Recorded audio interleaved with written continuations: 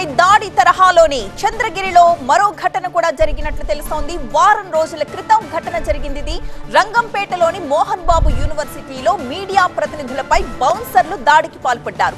దీనిపై కూడా అక్కడ కేసు నమోదైంది. మీడియాపై దాడి చేసిన 7 నిందితుల్ని చంద్రగిరి పోలీసులు గుర్తించారు. ప్రస్తుతం ఆ నిందితులంతా పరారీలో ఉన్నారు. వారి కోసం గాలింపు చర్యలు జరుగుతున్నాయి.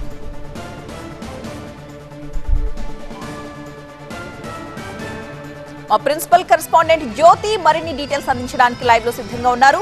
జ్యోతి, ఈ రోజు సిపి మీడియా మీట్ ఉన్నట్లుగా తెలుస్తోంది. అది ఎన్ని గంటలకి? అలాగే మోహన్ బాబు రెండవ గన్ ఇంతవరకు సరెండర్ చేయలేదు. దానికి సంబంధించి ఏం చెప్తున్నారు వారు?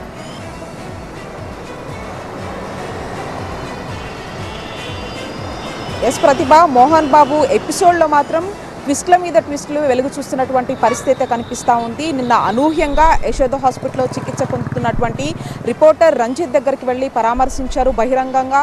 ఇటు TV9 యాజమాన్యానికి, రంజిత్ కుటుంబ సభ్యులకు, యావత్ జర్నలిస్ట్ సమాజానికి మాత్రం అతను క్షమాపణలు చెప్పారు. తప్పంతా నాదే అని కూడా ఒప్పుకున్నారు. ఈ నేపథ్యంలో ఒకవైపు పోలీసులు ఎప్పుడైతే స్టేట్మెంట్ రికార్డు చేయాలని చెప్పేసి పహాడి షరీఫ్ పోలీసులు భావించారో అప్పటి నుండి కూడా కుటుంబ సభ్యులు మాత్రమే పోలీసులకు అందుబాటులోకి వచ్చారే తప్ప మోహన్ బాబు మాత్రం అందుబాటులోకి రానటువంటి పరిస్థితి. తాను చికిత్సలో ఉన్నాను, అనారోగ్య సమస్యలను ఎదుర్కొంటున్నానంటూ కూడా చెప్పారు. తాజాగా మాత్రం నిన్న అనూహ్యంగా యశోద హాస్పిటల్కి వెళ్ళడం జరిగింది. ఆ తర్వాత ఎప్పుడైతే రంజిత్ని పరామర్శించిన తర్వాత వెంటనే హుటాహుటిన అతను తిరుపతికి వెళ్ళాడు. తిరుపతిలో ఉన్నటువంటి రంగంపేటలో ఉన్నటువంటి శ్రీ విద్యానికేతన్లో అతను ప్రస్తుతం ఉన్నట్టుగా తెలుస్తోంది.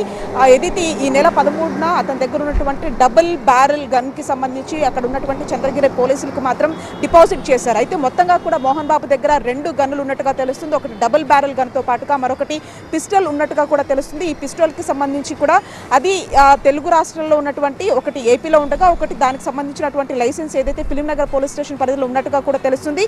దానికి సంబంధించి కూడా ఒకవైపు ఇప్పటికీ పోలీసులు అల్టిమేటం జారీ చేశారు, గన్నుని ఖచ్చితంగా డిపాజిట్ చేయాల్సిందిగా కూడా. ఈ నేపథ్యంలో ఘటన జరిగినప్పటి నుంచి కూడా తను అనారోగ్య పరిస్థితుల్లో ఉన్నానంటూ కూడా అతను అందుబాటులోకి రాకపోవడం, కుటుంబ సభ్యులు మాత్రమే రావడము, నిన్న యశోద హాస్పిటల్కి వెళ్ళడము, వైద్యుల పర్యవేక్షణలో ఉన్నారు అని చెప్పారు. కానీ చిత్తూరు వరకు వెళ్లారు, ప్రస్తుతం శ్రీ విద్యానికేతన్లో ఉన్నారు. మరి దీనికే సమాధానం చెప్తున్నారు మోహన్ బాబు? ఇంకా ఆయన ఆరోగ్య పరిస్థితి కుదుట పడలేదా?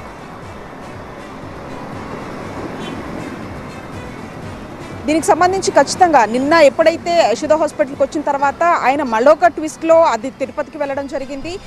అంటే అనారోగ్య సమస్యల కారణంగా చూపించి అతను ఏమైనా తప్పించుకునేటటువంటి ప్రయత్నం చేస్తున్నారా అనేది మాత్రం ఖచ్చితంగా కనిపిస్తుంది. ఎందుకంటే అటువైపు ఏదైతే కోర్టు నుంచి రావాల్సినటువంటి స్టే అదైతే బెయిల్కి సంబంధించి కూడా పూర్తి స్థాయిలో అది చుక్కెదురు కావడము, ఆ తర్వాత ఇదంతా కూడా హత్యాయత్నం కేసు నమోదు చేశారు. కాబట్టి దీని విచారణ కూడా ఖచ్చితంగా హాజరు కావాల్సి ఉంటుంది. ఒకవైపు పోలీసులు కూడా గన్నుని డిపాజిట్ చేయాలని చెప్పారు. కాబట్టి పూర్తి స్థాయిలో ఇదంతా అన్ని దారులు మూసుకుపోయాయి. కాబట్టి తన అనారోగ్య సమస్యలు ఉన్నాయంటూ కూడా ఒకవైపు పోలీసులు ఎదుట హాజరు కాలేకపోవడం, కేవలం కుటుంబ సభ్యులు మాత్రమే దీనికి సంబంధించి స్పందించడం జరిగింది. ఈరోజు 11:30 గంటల ప్రాంతంలో డ్రగ్స్కి సంబంధించి రాచకొండ సిపి ఒక ప్రెస్ మీట్ పెట్టబోతూ ఉన్నారు. ఈ నేపథ్యంలో ఈ అంశాలకు సంబంధించి కూడా ప్రస్తావించేటటువంటి అవకాశం కూడా కనిపిస్తుంది. ఓవరాల్గా కూడా అతని దగ్గర ఉన్నటువంటి గన్లు ఎన్ని ఉన్నాయి, ప్రస్తుతానికి ఒక డిపాజిట్ చేశారు. కాబట్టి ఇంకా వేరే గన్స్కి సంబంధించినటువంటి సమాచారము, ఇంకా ఈ అంశాలకు విచారణకు సంబంధించినటువంటి ఈ పూర్తి వివరాలన్న అన్నీ కూడా సిపి కూడా వివరించేటటువంటి పరిస్థితులు మాత్రం కనిపిస్తూ ఉన్నాయి.